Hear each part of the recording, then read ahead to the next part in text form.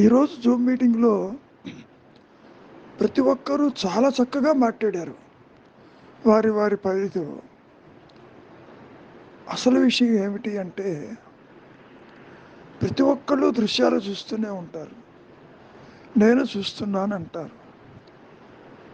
జగత్తును చూస్తున్నారు, విషయాలను గ్రహిస్తున్నారు. ఇక్కడ అన్నిటినీ దర్శిస్తున్నారు. పుణ్యక్షేత్రాలు చూస్తారు, పుణ్య నదుల్లో స్నానం చేస్తారు. ఇవన్నీ దర్శనాలే. మరి దైవ దర్శనం అంటారు. గుళ్ళు గోపురాలు తిరుగుతూ ఉంటారు కదా. మరి ఎక్కడికి వెళ్ళినప్పటికీ మీకు దర్శనం బాగా అయిందా అంటే బాగా అయింది, చూచామంటారు. ఇక్కడ చూచేవాడు ఉంటేనే దర్శనం ఉంటుంది. ఇంతకీ చూచేవాడు ఎవరు? ఆత్మని చూడదు, ఆత్మ దేనిని చూడదు. ఇక్కడ ఏదో హాఫ్ స్టెప్ అండ్ జంప్ లాగా స్పోర్ట్స్లో నేను చూస్తున్నాను అంటున్నారు. బాగానే ఉంది. దేహాత్మ బుద్ధితో, ఈ స్థూల దేహంతో పరోక్ష జ్ఞానమైనటువంటి జగత్తుని, సంసారాన్ని, ఇతరుల్ని, మంచి చెడులని అన్నీ చూస్తున్నారు. This are all indirect perceptions. Okay, దేహాత్మ బుద్ధి జనించినప్పుడే మీకు ఆలోచనలు వస్తాయి. ఆ ఆలోచనల వల్ల మీరు లోకాన్ని, ఇతరులని, సంసారాన్ని, మంచి చెడుని దర్శిస్తారు. ఓకే, ఇక్కడ మహర్షి ఏమంటున్నారు? నీవు దేహాత్మ బుద్ధితో చూచినప్పటికీ నీ ఉనికి ఏదైతే ఉందో అది ఆత్మని కాదనలేవంటున్నారు. కానీ ఇక్కడ వచ్చిన సమస్య ఏమిటంటే, ఆత్మ తెలిసి పరోక్షంగా చూడటం కాదు, అంటే జీవన్ముక్త స్థితిలో చూడటం కాదు. అసలు జీవన్ముక్త స్థితిలో సృష్టి ఎక్కడుంటుంది? ఆత్మస్థితిలో సృష్టి లేదే, అన్యత్వం లేదే. కనుక నీ ఉనికిని నీవు కాదనలేవు. అంటే నీవు ఉంటేనే నీవు చూడగలుగుతావు. జీవుడు ఏమనుకుంటున్నాడు? నేను దేహంగా ఉన్నాను, పరిమితమైన జీవుడిగా ఉన్నాను, కష్టాల్లో ఉన్నాను, సుఖాల్లో ఉన్నాను, చూస్తున్నాను, పుడుతున్నాను, పెరుగుతున్నాను, పోతున్నాను, నిద్రిస్తున్నాను, మేల్కొంటున్నాను అంటున్నావుగా. కనుక ఇవన్నీ కూడా అహంకార ధోరణులే తప్ప మూలము నెరిగి మాట్లాడటం కాదు. మూలము తెలియదు ఎప్పటికీ కూడా. కానీ మహర్షి యొక్క దృష్టి ఎలా ఉన్నది అంటే, ఉన్నదే ఆత్మ, అందరికీ ఆత్మ తెలిసే ఉంటుంది. ఆ ఉనికి లేకుండా వాళ్ళు దృశ్యాలు చూడలేరు అనేటువంటి అప్రోచ్లో చెబుతున్నారు ఇక్కడ మహర్షుల వారు. ఇక్కడ ఇంకొంచెం క్లారిఫై చేస్తున్నారు. ఆత్మ చూడదు కదా, అదే అంటున్నారు. ఆత్మ తెలుసుకునే చైతన్యంగా క్షణమైనా లేదు, ఆత్మ దేన్ని తెలుసుకోలేదు. మరి ఎవరు తెలుసుకుంటున్నారు? ఇదిగో ఈ మాయ నేను. నీవు దేహము కాకపోతే నీవెవరివి? అదిగో ఆ చైతన్యానివే నీవు. ఆ చైతన్యం ఏది చూడదు.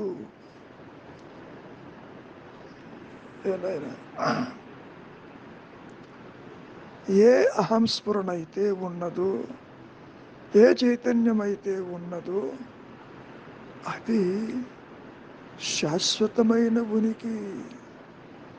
మనం ఇక్కడ మాయలో చెప్పుకుంటున్నాము, ఇది అశాశ్వతము, అది శాశ్వతమని. అవి కూడా దగ్ధబీజ మనస్సుతో చెప్పుకోవటమే. ఆత్మ చెబుతుందా నేను శాశ్వతమైన ఉనికినని? అందుకని అంటున్నారు, శాశ్వతమనే ఊసే లేని ఉనికి అన్నారుగా. అయితే ఇక్కడ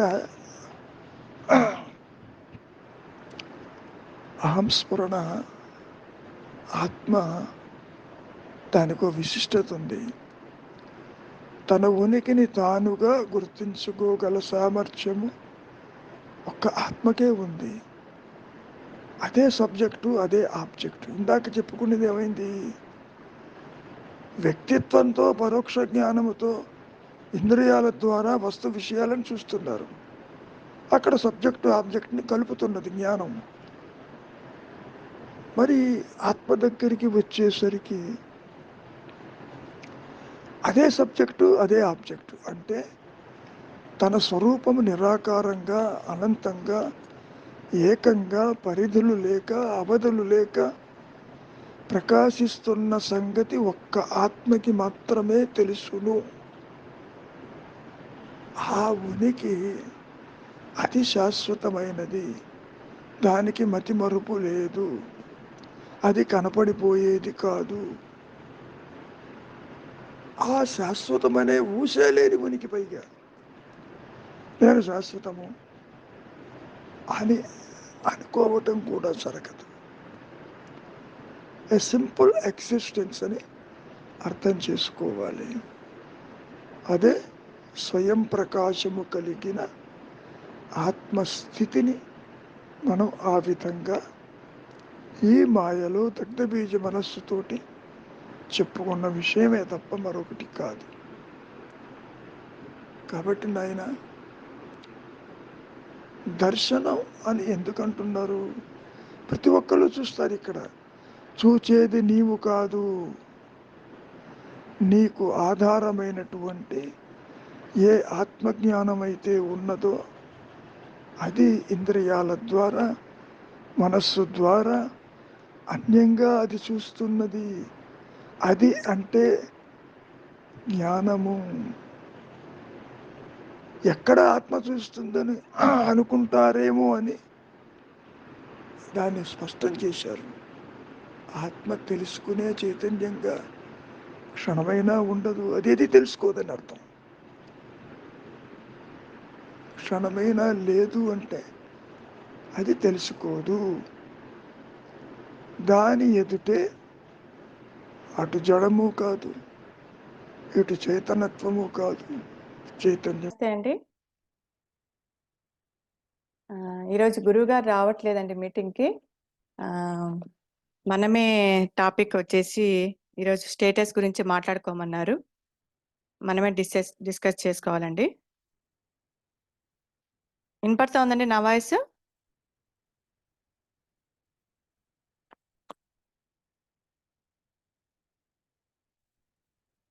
నేను చదువుతున్నానండి ఈరోజు స్టేటస్. దర్శనం అంటే చూచేవాడు ఉండాలి. ఆ ద్రష్ట తన ఉనికిని కాదనలేడు. అంటే ఆత్మ.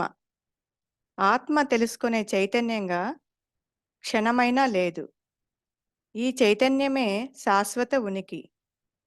శాశ్వతం అనే ఊసేలేని ఉనికి. అంతే అండి ఇది.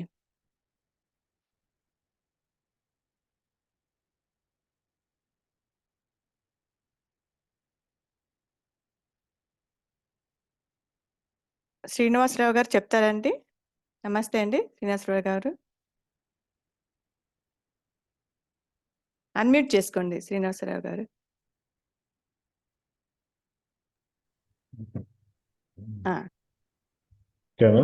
అంతే అంతే అండి, అంతే. మరి ఇంకోసారి చదవమంటారా? కొంచెం కొంచెం ఒక్కసారి కాకుండా. ఓకే అండి. దర్శనం అంటే చూచేవాడు ఉండాలి. రైట్. చూసేది, చూడబడేది, చూడటం మూడు వస్తున్నాయి ఇక్కడ త్రిపుటి. అవునండి, అవును. ఈ చూసేవాడు, చూడబడేది రెండు ఒకటైపోవటమే మన ఆత్మవిచారంలో మనం చెప్పుకుంటాం. అంతేనండి? త్రిపుటి ఉండకూడదు, త్రిపుటిని జయించాలి. చూసేది, చూడబడేది రెండు ఒకటే అయిపోవాలి. అప్పుడు ఆత్మవిచారం ఎండింగ్. అదే సెల్ఫ్ రియలైజేషన్ అంటాం. మామూలుగా అయితే ద్వయం అన్నప్పుడు ఏమవుతుంది? ఇది రెండు ఉంటున్నాయి. ఏకత్వం మనం గురించి మాట్లాడుతుంటాం కాబట్టి ఉన్నది ఒకటే, రెండోది లేదు అసలు చూడటానికి. ఉన్నదే ఒకటి కాబట్టి దాన్నే మనం భావన చేయాల్సి వస్తుంది. ఉమ్, దర్శనం అంటే గురువు గారు చెప్పింది ఏమిటంటే చూడటం కాదు, తానుగా ఉండిపోవటం, ఉమ్, దాన్ని దర్శనం అని చెప్పారు ఒక సందర్భంలో. ఉమ్. అవునా, గుర్తుందా? గుర్తుందండి.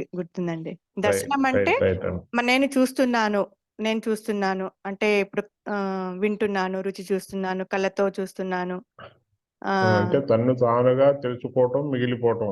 అంటే ఉమ్, మళ్ళీ వేరే ఇంకోటి ఉంది ఉమ్, దాన్ని నేను తెలుసుకుంటున్నాను అంటే అది ఆత్మ సాక్షాత్కారం కింద రాదు, ఆత్మ అన్యత్వాన్ని అంగీకరించదు ఉమ్, అంటాం. కాబట్టి ఇక్కడ దర్శనం అన్న దానికి అర్థం రెండో దాన్ని చూడటం కాదు, ఏకత్వమే. రెండో దాంతో కూడా ఏకత్వం పొందటం, అనేకత్వం నుంచి ఏకత్వం పొందటమే దర్శనం. దర్శనం అంటారు. దర్శనం అంటే విడిగా ఏమి మనం ఒకదాన్ని ఇంకొకటి చూడటం కాదు, అలా మొదలుపెట్టి ఆ రెండు ఒకటే అని భావనలోకి రావటం దర్శనం అవుతుందని నాకు అర్థమైంది. నెక్స్ట్ సెంటెన్స్ చూడమ్మా. ఆ ద్రష్ట తన ఉనికిని కాదనలేడు అంటే ఆత్మ. అంతే కదా, అంతే. ఉమ్, దృశ్యాన్ని కాదనగలం కానీ ఎందుకంటే అది శాశ్వతం కాదు, ఉంటుంది అవునండి. పోతుంది, మబ్బుల్లాగా వచ్చిపోతూ ఉంటుంది. అవునండి. తెర మీద బొమ్మలు కాన్స్టెంట్ గా ఒకటే ఉండదు, తెర కాన్స్టెంట్ గా ఉంటుంది, బొమ్మలు కాన్స్టెంట్ గా ఉండవు. అవునండి. అవును. అలాగే ఆలోచనలు కానీ దృశ్యాలు కానీ కాన్స్టెంట్ గా ఉండవు, అవి మారిపోతూ ఉంటాయి. అశాశ్వతం. అది శాశ్వతంగా ఉండేది ద్రష్ట మాత్రమే అంటాడు. ఉనికి అదే ఆత్మ అని అనుకుంటున్నాం మనం కదా. అంతేనండి. అంతే. ఓకే, ఆత్మ నెక్స్ట్. తెలుసుకునే చైతన్యంగా క్షణమైనా లేదు. మళ్ళీ అదేమిటి, ఇది అర్థం కావట్లా నాకు. తెలుసుకునేదిగా అంటే రెండోది ఉంటే కదా తెలుసుకోవటం, తానే అంత అయినప్పుడు ఇంకా తెలుసుకోవటం ఏమిటి అని.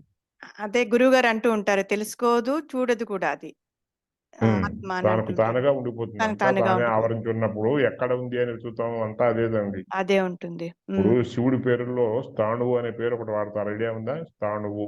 స్థానువు. స్థాణువు అంటే కదలదు అనమాట. ఎక్కడ కదులుతుంది? జాగా ఉంటేగా కదలటానికి. కదలటానికి జాగా లేదు, ఆ మాత్రం కూడా. అంతా ఆవరించున్నాడు, అంతా ఆవరించున్నాడు, ఖాళీ లేదు. ఖాళీ ఉంటే జరుగుతాడు, ఖాళీ అన్నది లేదు. సర్వే సర్వత్రా వ్యాపించి ఉన్నాడు కాబట్టి ఆయన స్థాణువు. కదలకుండా ఉన్నాడు, కదలదన్నమాట. ఇంకా చోటు ఉంటే కదులుతుంది, చోటు లేదు కాబట్టి కదలదు. Correct, correct.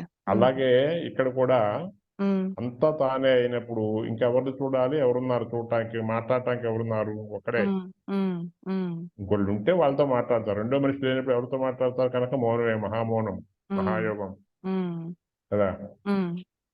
తర్వాతమ్మా, ఈ చైతన్యమే శాశ్వత ఉనికి. అంతే కదా. శాశ్వతం అనే ఊసేలేని ఉనికి. అంటే శాశ్వతం అంటే శాశ్వతం కానిది కూడా ఒకటి ఉంటుంది కాబట్టి, శాశ్వతము అశాశ్వతం రెండు లేవు, ఉన్నది ఒకటే. దానికి శాశ్వతం అంటే మనకు అసలు ద్వైతం అన్న మాట లేదు, ద్వైతంగా అద్వైతం అన్న మాట లేదంటారు ఒక సందర్భంలో. ఎందుకని? ద్వైతం అనేది ఉంటే అద్వైతం, అసలు అది లేదు, ఉన్నది లేదు, ఉన్నది ఒకటే కనుక అద్వైతం అన్న మాట లేదు కదా. ఇప్పుడు అద్వైతం ఎప్పుడు వస్తే రెండు ఉన్నప్పుడు, రెండు కాదంటే ఒకటే అని చెప్పాలి. ఉన్నదే ఒకటైనప్పుడు అసలు అద్వైతం అని ఎక్కడ? అంటే ఇక్కడ శాశ్వతం అనే ఊసేలేని ఉనికి అన్నారు కదా శ్రీనివాసరావు గారు. అంటే శాశ్వతం అనే మాట లేదంటే అశాశ్వతం అనే మాట ఇంకోటి ఉంటే ఇది శాశ్వతం, అది అశాశ్వతం అని చెప్పచ్చేమో. ఇందాక మనం చెప్పినట్టు, ఆ ఎగ్జాంపుల్ లో చెప్పినట్టు ఇక్కడ కూడా అట్లా చెప్పచ్చేమో. అలా కాకపోతే అసలు ఉన్నదే ఒకటి, రెండోది ఉంటే ద్వైతము అద్వైతము, ద్వైతం కానిది అద్వైతం, పరోక్షము అపరోక్షం అంటున్నాం కదా. అట్లాగే ఉనికి శాశ్వతము అశాశ్వతం, రెండోది ఉంటే అశాశ్వతం, ఇది శాశ్వతం అని చెప్పచ్చు. ఉన్నదే అన్నప్పుడు ఇంకా శాశ్వతం అన్న మాట కూడా వస్తే రాదు అనే అర్థంలో నేను అనుకుంటున్నాను. ఇంకెవరైనా తర్వాత చెప్తారో చూద్దాం, మొత్తం అంతా నేనే చెప్పేట్లేదుగా. తర్వాత ఏంటో చెప్పండి. అంతే అండి, అంతే, ఇదే అంతవరకు. అంతేనా? అంతే. ఓకే, తర్వాత మనకి గంగయ్య గారు ఉంటారు, మీరు ఆయన మర్చిపోకుండా కదిలేసింది ఆయన చెప్తారు. గంగయ్య గారు ఉన్నారు. గంగయ్య గారు వీడియో ఆఫ్ చేశారు. గంగయ్య గారు ఉన్నారండి?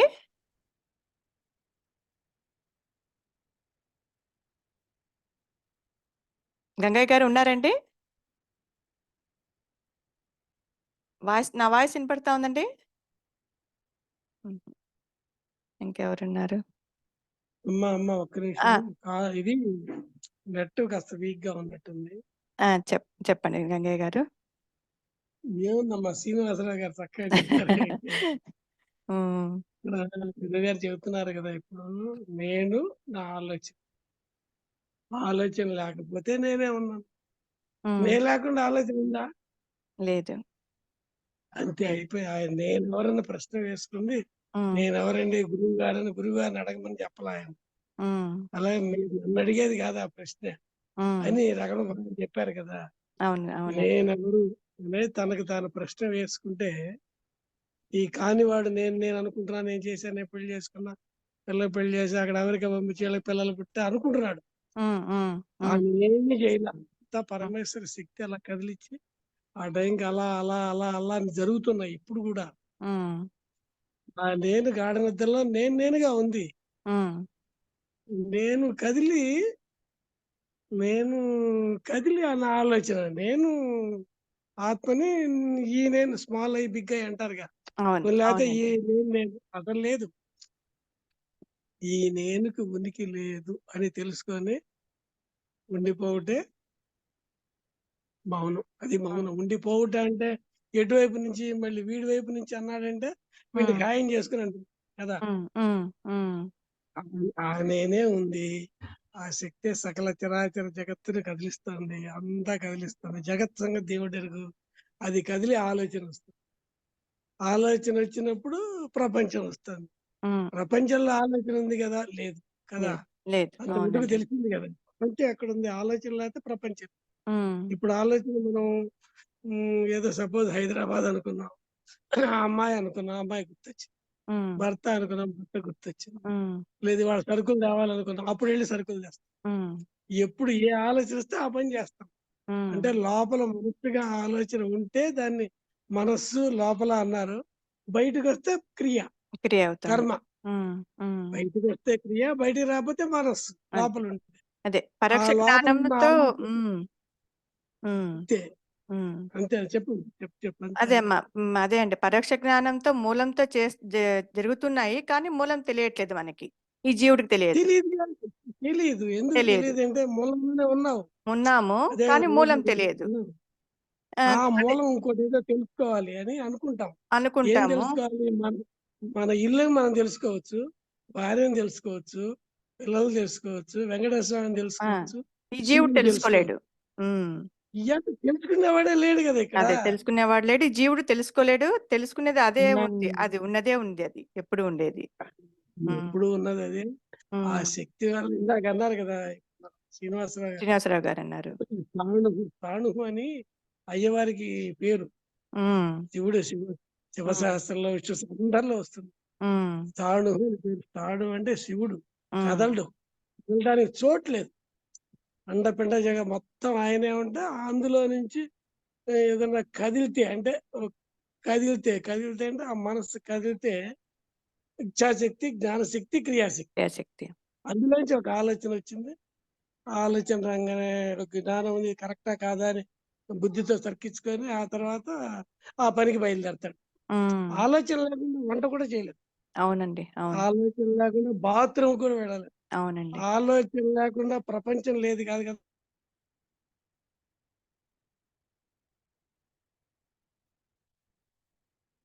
వాయిస్ అండి. వాయిస్ గంగయ్య గారు, వాయిస్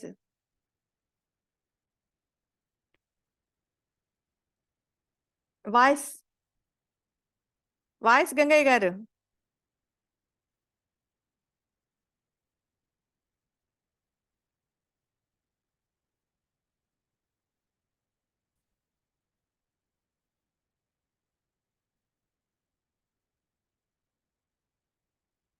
గంగయ్య గారు వాయిస్ అండి. కట్ అయిపోయినారు. ఆ, ఇది నెట్ ప్రాబ్లం అవుతుందమ్మా, నెట్ ప్రాబ్లం. అవునండి. Okay, okay, no problem. ఇంకెవరు చెప్పండి. ఓకే, సరస్వతి గారు. ఇప్పుడు ఇప్పుడు వినిపిస్తుంది చెప్పండి. ఆ, వెంకయ్య గారు ఇప్పుడు వినిపిస్తుంది చెప్పండి. అయ్యా ఏముంది, ఏముంది సార్. నేను నా ఆలోచన, నేను దేవుడు, నా ఆలోచన జీవుడు. నా ఆలోచన రాకపోతే నేనుగా ఉన్నా, నిద్రలో ఉన్నా, ఇప్పుడు ఉన్నా, ఎప్పుడు ఉన్నా. ఆ ఉన్నది నేను. ఆ నేను అనేది వీడు మాత్రం కాదు. అది ఆత్మ. అది వ్యక్తికి సంబంధం లేనటువంటి అది చైతన్య శక్తి. ఇప్పుడు ఇంకా సింపుల్ గా చెప్పుకోవాలంటే, ఇప్పుడు మీరు మాట్లాడుతున్నారు కదా, అది అవునండి. మాట్లాడితే చైతన్య శక్తి వల్ల మాట్లాడుతున్నారా? అది మనం ఏమన్నా శక్తి బీరువాల నుంచి తీసుకొచ్చామా? చైతన్య శక్తి వలనే. శక్తి వలన. కదా. కదా. గుండె ఇప్పుడు మనం మాట్లాడుకుంటున్నాం, శ్వాస ఎవరు తీసుకుంటున్నారు ఇప్పుడు? అదే శక్తినే. మన గుండె జీవుడు ఎవరు కొట్టిస్తున్నారు? అన్ని అదే. లోపలికి అన్ని ఆహారం ఎవరు ఇస్తున్నారు? అన్ని హార్ట్ లో వాల్వ్స్ ఎవరు జరుగుతుంది? అన్ని జరుగుతుంది. ఏదో శక్తి, దాని దివ్య శక్తి.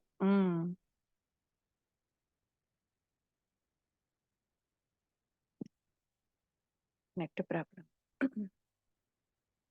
అనుకుంటే ఇప్పుడు మాట్లాడుతూ మాట పోయింది అనుకోండి, నెట్ ప్రాబ్లమా?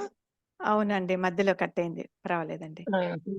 అదేలేమ్మా, ఈ చైతన్య శక్తి చేస్తూ ఉంటే, దాని వల్ల జరుగుతూ ఉంటే, దాని నీడలో జరుగుతూ ఉంటే, దాని శక్తి వల్ల జరుగుతూ ఉంటే, దాని అధ్యక్షత వల్ల జరుగుతూ, నేను అని ఒకటి లేస్తాడు.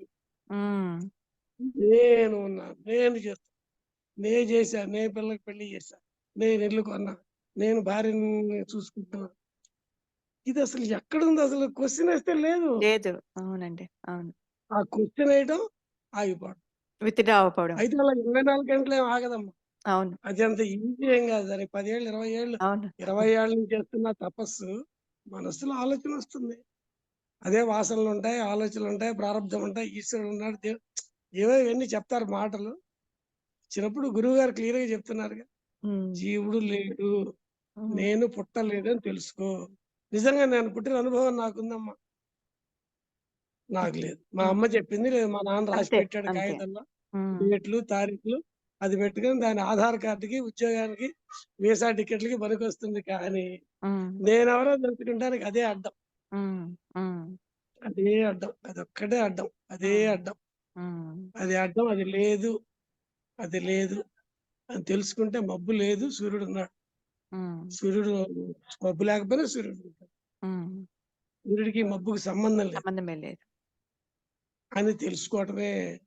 అంటే నేను మధ్యలో నా నెట్ ప్రాబ్లం చదివిన సబ్జెక్ట్ వినలేదమ్మా.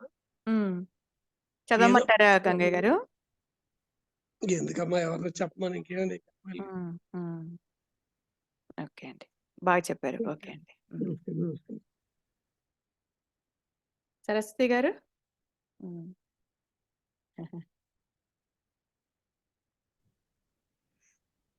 వీళ్ళిద్దరూ అంత బాగానే చెప్పేశారు, ఇంకా నాకేం లేదు చెప్పడానికి. అంటే ఆత్మ ముందే అన్ని, there is nothing without super power, nothing is beyond it. So one truth is అదొక్కటే, మిగతావన్నీ సూపర్ ఇంపోజిషన్స్. కరెక్ట్. సో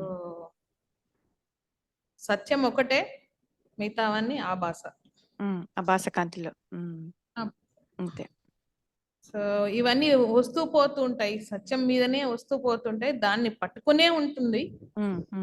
దాని మూలం అంతే, మూలంలోనే ఉంటుంది. కానీ మూలం ఏమంటే ఈ ద్రష్టకి తెలియదు, మూలం తెలియదు. అంతే. అది కనుక్కోలేం, మనం కనుక్కోలేం. మన జీవుడి శక్తి లేదు, శక్తి. సో మౌనంగా ఊరుకోవడమే మన గురుగారు చెప్పినట్లు. దాని గురించి మనం we shouldn't feel bad, be calm, be careful, be a spectator. ఒక డ్రామా నడుస్తుంటే స్పెక్టేటర్ గా ఉండు. Don't become involved in the drama, don't go to the stage and act. Correct. Then you will be caught up in the drama. You should never be a artist, you should enjoy as an audience. ఇవన్నీ జరుగుతున్నాయి, ఆ సమక్షంలో ఇవన్నీ జరుగుతున్నాయి. అంతే, అంతవరకే. So nothing is without this atma. We can't do anything అంటే impossible. అది కరెక్ట్ అమ్మా. అదే నేను అర్థం చేసుకుంది అంతే. బాగా చెప్పారమ్మా, బాగా చెప్పారమ్మా. Thank you. ఒక్క నిమిషం. చెప్పండి శ్రీనివాసరావు గారు.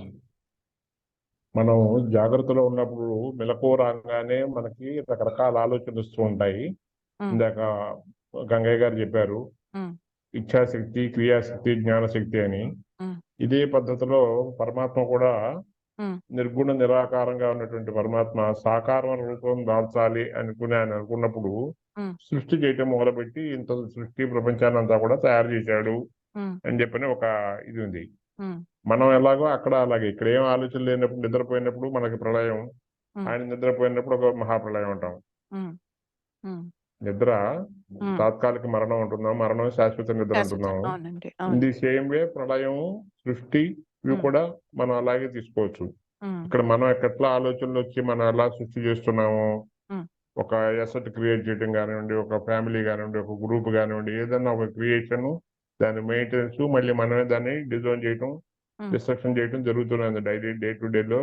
ఎన్నో కోర్ డ్యూటీస్ అనవండి, డొమెస్టిక్ ఫంక్షన్స్ అనవండి, ఇవన్నీ కూడా జరుగుతున్నాయి. ఇది సేమ్ అక్కడ ఆయన హయ్యర్ రేంజ్ లో, హయ్యర్ ప్లేన్ లో అక్కడ జరుగుతుంది సృష్టిలో మార్పులు.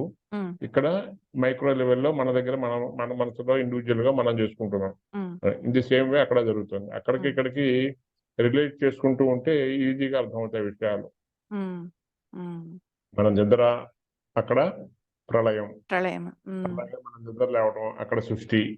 ఇక్కడ మనకు ఆలోచన వచ్చింది, ఈ ఆలోచన మనం అమలు జరుపుతున్నాం. అక్కడ కూడా ఆయనకు ఆలోచన వచ్చింది, ఆయన అమలు జరుపుతుంటాడు. అది మైక్రో లెవెల్లో ఉంటుంది, ఇది మైక్రో లెవెల్లో ఉంటుంది. అదే గురువు గారు ఒకసారి చెప్పారు, అంటే నిద్ర నుంచి లేచింది కూడా ప్రకృతి యొక్క మహత్తర శక్తి కూడా లేపుతుంది అని చెప్పేసి. అంతే, అదే లేపుతుంది. ఇంత ప్రారంభం మనం అనుభవించాలి, మనం చేయవలసిన పనులు ఉంటాయి కదా, మనం తెచ్చుకున్న ఏవైతే ఉన్నాయో వాటిని చేయటం కోసం లేపుతుంది. అవునండి. అవి చేయటం కోసం పని ఉంది అనుకోండి, ఇంట్లో ఏదో ఫంక్షన్ ఉంది, తెల్లారు ఏదో గెస్ట్లు వస్తారు, 6ంటికి బ్రేక్ఫాస్ట్ రెడీ చేయాలి, మీరు ఆ రోజు రాత్రి నిద్ర కూడా పోరు. అవునండి, అవును. చేతంటే చేయవలసిన పని ఉంది కాబట్టి అది కూడా ఆగిపోతుంది. ప్రారంభ కర్మలు ఉంటాయి కాబట్టి. ఓకేనా? బాగా చెప్పారండి, బాగా చెప్పారు పాయింట్. లక్ష్మి గారు ఉన్నారండి?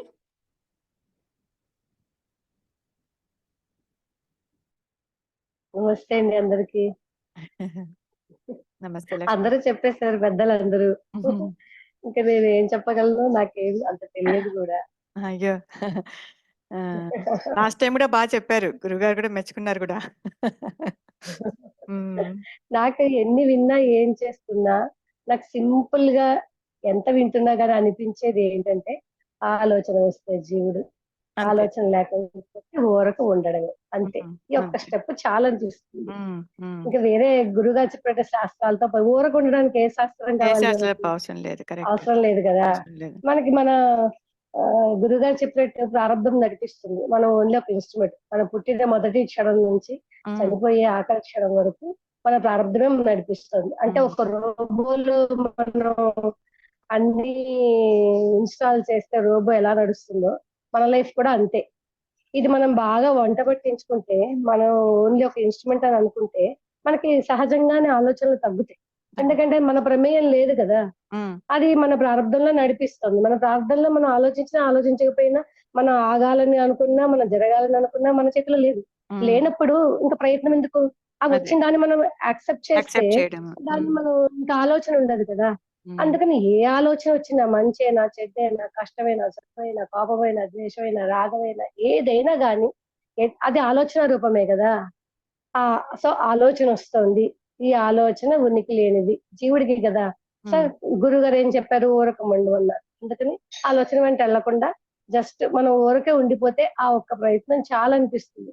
ఇంకా అసలు ఇంకా ఎక్కువ ఏవేవో తెలుసుకోవాల్సిన అవసరం కూడా లేదు. ఈ ఒక్కటి చాలు. ఆలోచన వచ్చింది ఊరకొండడం, ఆలోచన వచ్చింది ఊరకొండడం, ఈ ఒక్కటి చేస్తే చాలా అనిపిస్తుంది.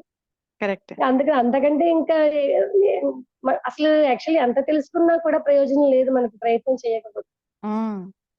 తెలియడం వేరు, ప్రయత్నం వేరు కదా. ఊరక ఉండడం అనే ప్రయత్నం మనం చేసి ఊరక ఉండగలగడం అనేది ఖచ్చితంగా చేయాలి. అది చేస్తే కానీ మనకి ఇంప్రూవ్మెంట్ రాదు. ఎంత నాలెడ్జ్ ఉన్నా, మనకి ఎంత ఫుల్ గురువు గారు చెప్పింది మొత్తం మనకు అర్థమైందని అనిపించినా మనం అప్లై చేయలేకపోతున్నాం కదా. అవును అవును ప్రాక్టికల్ గా వచ్చేటప్పటికి ఏమవుతుంది, మళ్ళీ మనకు ఆలోచన వచ్చేటప్పటికి అయ్యో గురువు గారు మళ్ళీ ఆలోచనలు వస్తున్నాయి, ఏం చేయాలి అని మళ్ళీ మనం గురువు గారు అడుగుతున్నాం. ఎందుకని, మనకి ఆ వాసనా బలం తీవ్రంగా ఉండడం వల్ల ఆలోచనల వెంట వెళ్ళడమే అలవాటైపోయింది. అంటే సో ఆలోచన ఆలోచనల వెంట వెళ్ళక వచ్చినప్పుడంతా విత్డ్రా అవుతా అవుతా అవుతా అవుతా ఆ ఉండడం అదే మెయిన్ మెయిన్. దీనికి వేరే వేరే షార్ట్ విరుగుడు కట్ లేదు కూడా లేదు. లేదు. జస్ట్ ఊరకుండడమే అంతే. అది అంతే. కష్టంగా కష్టం ఉంటుంది. ఉంటుంది. అందుకే బ్రహ్మ విద్య. ఆ కష్టాన్ని మనం చెయ్య ఆలోచనల వెంట వెళ్లకుండా ఉండడం అనే పనిని మనం చేసి ఉమ్, తీరాల్సిందే. ఉమ్, కానీ మొదట్లో కష్టం అవుతుందేమో, మరి రాను రాను ఈజీ అవుతుందేమో, అది మనకి ఇంకా అనుభవం లేదు కాబట్టి తెలియదు. కానీ ఇదైతే చేసి తీరాలి, ఊరక ఉండడమే. ఏ భావం అనిపించినా, ఏ ఆలోచన వచ్చినా ఇది ఉనికి లేనిది. మనకి శరీరానికే ఉనికి లేదు, సో జీవుడికే ఉనికి లేదు. పాము లాంటి వాడు కదా. సో ఉనికి లేని వాడికి ఆలోచనకి మనం ఇంపార్టెన్స్ ఇవ్వకూడదు అని మనం అక్కడ విచారణ చేసుకుని, సమయ సందర్భాన్ని బట్టి ఎలా ఆలోచించుకోవాలో, ఎలా ఆలోచిస్తే ఆలోచన విత్డ్రా అవుతుందో ఆ విధంగా అక్కడ ఆలోచన చేసుకుని విత్డ్రా అవుతూ సైలెన్స్ గా ఉండడానికి చేసే ప్రయత్నమే సాధన. ఉమ్, సాధన ఆలోచన తొలగించుకోవడానికి. అంతే. ఆలోచన తొలగిపోతే ఉండేది ఊరకుండడమే. అది ఆత్మ ఎప్పుడు అంతే కదా. గురుగారు చెప్తారు, ఉమ్, ఆత్మ తనకు తనగానే ఉంటుంది. ఉంటుంది. దానికి దేనితో సంబంధం లేదు, ఆలోచనతో దానికి సంబంధం లేదు. ఉమ్, సో మనకి ఈ జీవుడికే ఈ పరుగులన్నీను. సో ఈ జీవుడి పరుగులు పోవడం అనేది జీవుడి పరుగే ఆలోచన కదా. ఉమ్, సో ఆలోచనల వెంట వెళ్లకుండా ఉండడం కోసమే ప్రయత్నం ఇప్పుడు జీవుడిదే కదా. ఉమ్, సో ఆలోచన వెళ్లకుండా వెంట వెళ్లకుండా ఉండే ప్రయత్నం జీవుడే చేయాలి. ఆ ప్రయత్నం ఆగిపోతే మిగిలేది ఆత్మే, ఉమ్, సైలెన్స్. ఉమ్, సో ఇదొక్కటే. ఉమ్, ఎందుకంటే ఉమ్. ఇంకే వేరే అనవసరం అనిపిస్తుంది నాకు. ఎక్కువ నాలెడ్జ్ పుస్తకాలు కూడా అవసరం లేదు, మన అవసరం గురుగారు లేదు. మాట ఉమ్, చాలు మనకి. అంతే, అవసరం ఉమ్, లేదు. ఎందుకంటే అంతే. సబ్జెక్ట్ తెలిసిన తర్వాత ఇంకా అవసరం ఉమ్, లేదు. గురుగారు చేయవలసింది ప్రయత్నం. ప్రయత్నం ఇంకొకటి గురుగారు చెప్పినట్టు గురుగారు మన చేత, గురుగారు మనకి అనుగ్రహించేస్తే వచ్చేస్తే, అనుగ్రహం అని కాదు, గురువు గారు చెప్తే మనకి ఆత్మవిద్యను మనకు అందించలేరు కదా. ఉమ్, ఉమ్, అందుకని ప్రయత్నం మనం చేయాల్సిందే. అదే చేయాల్సింది. గురుగారి అనుగ్రహంతో మనం ప్రయత్నం సఫలీకృతమైనప్పుడు ఆటోమేటిక్ గా గురుగారి అనుగ్రహంతో పండడం అనేది జరగచ్చు. అదే జరుగుతుంది. జరగవచ్చు జరుగుతుంది అంటే కూడా. మళ్ళీ అనుమానం కింద ఎందుకంటే లెక్క.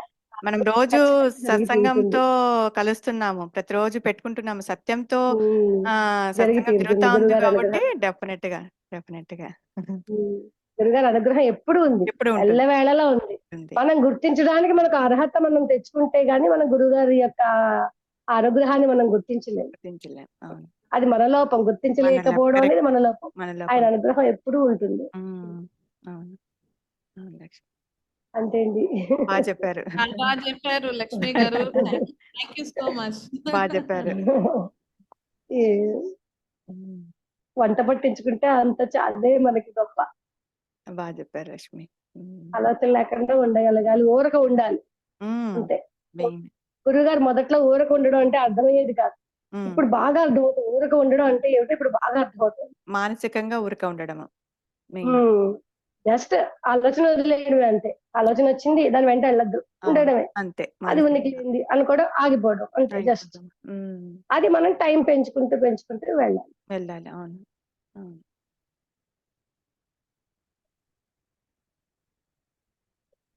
ఇంకా ఏమైనా చెప్తారా, లేకపోతే వేరే వాళ్ళకి చెప్పమంటారా? ఇంకేం లేదండి, అంతే. ఇంకా రోహిణి గారు ఉన్నారండి. ఇంకా హలో హలో రోహిణి గారు ఉన్నారా? రోహిణి, సరోజ ఇద్దరు ఉన్నారు. సరోజ గారు స్టేట్మెంట్ చెప్తాను. చెప్పండి చెప్పండి శ్రీనివాసరావు గారు. ఇంగ్లీష్ లో కొటేషన్ ఉందమ్మా, to say truth it needs no preparation.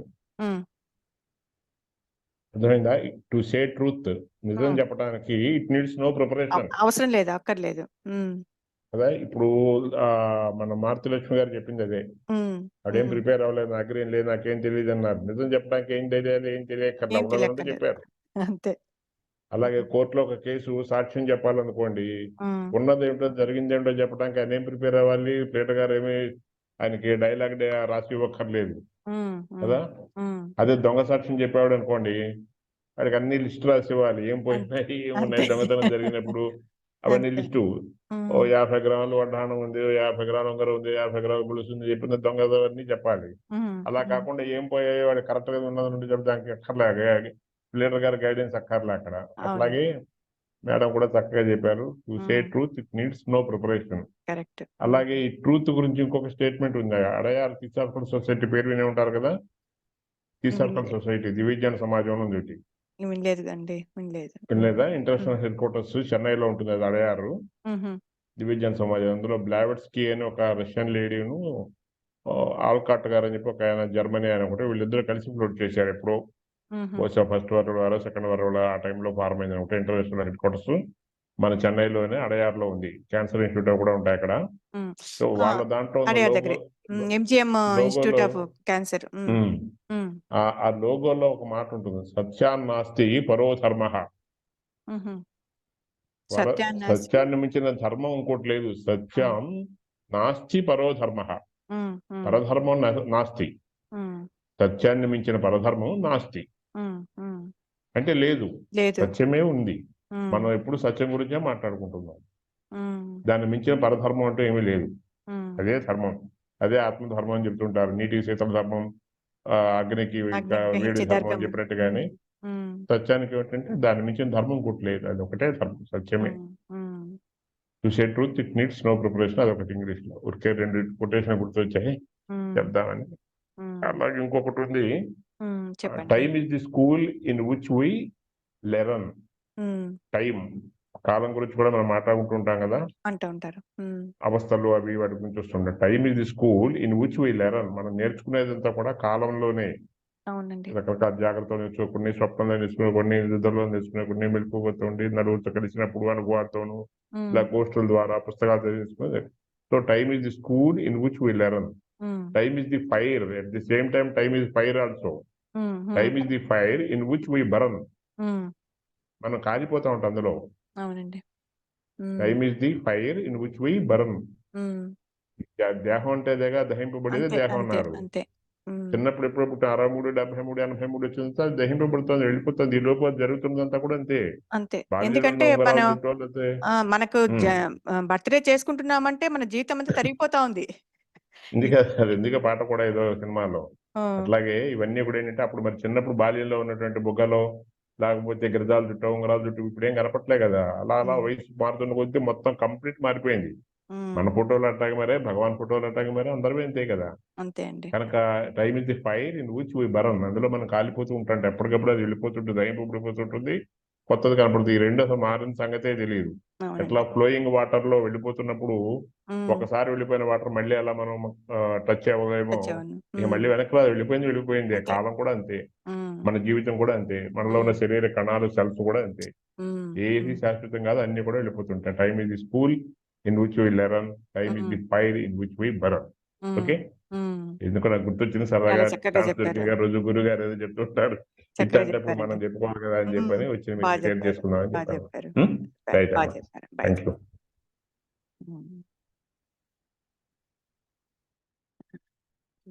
Saroja గారండి, సరోజ గారు, ఇంకా రోహిణి గారు ఉన్నారు. అందరూ అన్ని చెప్పేశారండి, నాకేం మిగలలేదు. జస్ట్ ఒక 2 వాక్యాలు చెబుదాం అనుకుంటున్నాను. చెప్పండి. శ్రీనివాసరావు గారు, లక్ష్మి గారు చాలా బాగా చెప్పారు. ఉన్నది ఆత్మే కానీ అది చూడదు కదా. చూడదు. జ్ఞానాన్ని ఎరుక మాత్రమే ఆత్మ. కానీ ద్రష్ట తన ఉనికిని తను చూసుకోలేడు. ఆత్మ దేనిని తెలుసుకోలేదు, అన్యంగా తెలుసుకోదు యాక్చువల్లీ. ఎందుకంటే తనలో తాను ఉంది కాబట్టి. ఈ చైతన్యం తెలుసుకునేది కాదు. అసలు తెలుసుకుందంటే అది చైతన్యమే కాదు కదా. అవును, అవును. ద్వైతంలోకి వచ్చేస్తుంది. దర్శనంలో ఉండేవాడు మాత్రమే తెలుసుకుంటాడు. అంటే అన్యంగా ఉండి బయటవన్నీ తెలుసుకుంటూ ఉంటాడు. ద్రష్ట చూసేవాడు మాయా నేను, మాయా నేనే ద్రష్ట అక్కడ. అవును. అంతేగాని ఆత్మ కాదు కదా. కాదు. చైతన్యం లేని క్షణం లేదు. అలా అని పోనీ చైతన్యం లేదా అంటే ఉంది. దాన్ని బట్టే మనం ఇవన్నీ చూడగలుగుతున్నాం. ఆలోచన కూడా చైతన్యం ఆధారంగానే వస్తుంది అంటుంటారుగా గురువు గారు. అవునండి. కానీ మనకి ఆ చైతన్యం గురించి తెలియదు. దాని వల్ల ఇవన్నీ తీసుకుంటున్నామని ఆ మూలం తెలియదు. ఎందుకంటే ఈ దేహాత్మ బుద్ధి వల్ల. కరెక్ట్. ద్రష్ట తనని తాను చూసుకోలేదు. అంతే కదా. ఈ చైతన్యమే శాశ్వత ఉనికి అన్నారు మహర్షి. అంటే మనం ఇప్పుడు ఏం చేస్తున్నాం, ఉనికి లేని దానితో మమేకం అయిపోయి అదే శాశ్వతం అనుకుని మిస్లీడ్ అయిపోతున్నాం. కాబట్టి ఆత్మగా మాత్రం నువ్వు జీవుడిగా ఆత్మని తెలుసుకోలేమని చెప్తారు కదా గురువు గారు. నువ్వే ఆత్మ అయిపోవాలి. ఆలోచన రాహిత్యం ఇవన్నీ, వైరాగ్యం ఇవన్నీ కూడా మళ్ళీ అనుగ్రహంతోనే అవన్నీ వస్తాయని చెప్తుంటారు గురువు గారు. అవునండి. అవును. అవును. సో ఈ చైతన్యమే శాశ్వత ఉనికి. ఆత్మగా తెలుసుకోలేడు, ద్రష్ట తనని తాను చూసుకోలేడు. చైతన్యం లేకుండా ఏమీ లేదు. మళ్ళీ అలా అంటారు. అన్ని ట్రికీగా ఉంటాయి భగవాన్తో. ఆత్మ ఉన్నట్లు జీవుడికి ఎప్పటికీ తెలియదు అంటారు మళ్ళీ. కానీ మళ్ళీ మాయానేనే ఇవన్నీ తెలుసుకోవాలి విచారించి అంటూ ఉంటారు కదా. అంతే అంతే. సో మనం మిమ్మల్ని చూస్తున్నట్టుగా నన్ను నేను చూసుకోలేరు కదా. అవును. సో కానీ నేను లేనని మాత్రం నేను అనను కదా, నేను ఉన్నాననే అంటూ ఉంటాను మళ్ళీ అక్కడ, లేనని అనను. సో దర్శనం అంటే ఏంటంటే ఒక ద్రష్టుండి బయటికి చూసేటప్పుడే దర్శనం వస్తుంది కదా. అంతే. కాబట్టి ఆత్మగా ఉండిపోతే, ఆలోచన లేకుండా వైరాగ్యంతో ఉంటే మనని మనం ఆత్మస్థితిలో ఉండొచ్చు అని చెప్తారు భగవాను. నాకు ఇంతవరకు అర్థమైందండి దాని గురించి. అంతే. Thank you. బాగా చెప్పారండి, బాగా చెప్పారు. Thank you, thank you so much.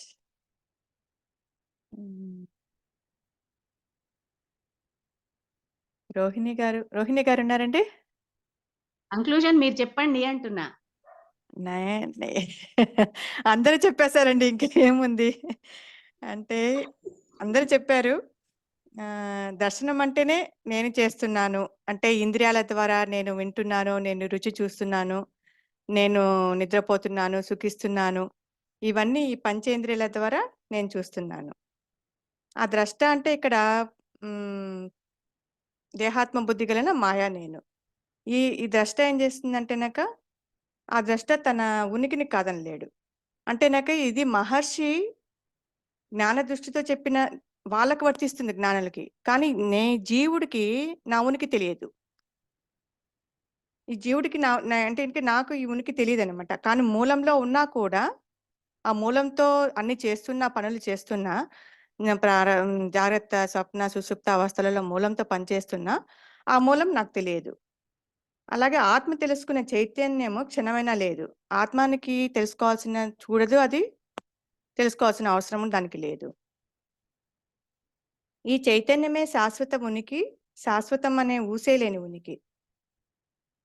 అంటే స్వయం ప్రకాశమైనటువంటి అహంస్ఫురణకి దానికి నేను ఉన్నాను లేకపోతే ఒక భావన దానికి అవసరం లేకుండానే అది శాశ్వతంగా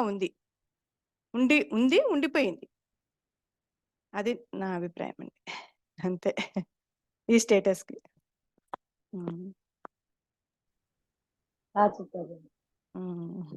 టైం కూడా అయిపోయిందేమో. టైం 1 minute ఉంది, అంతే అయిపోయింది. ఓకే, క్లోజ్ చేస్తానండి. ఉంటానండి.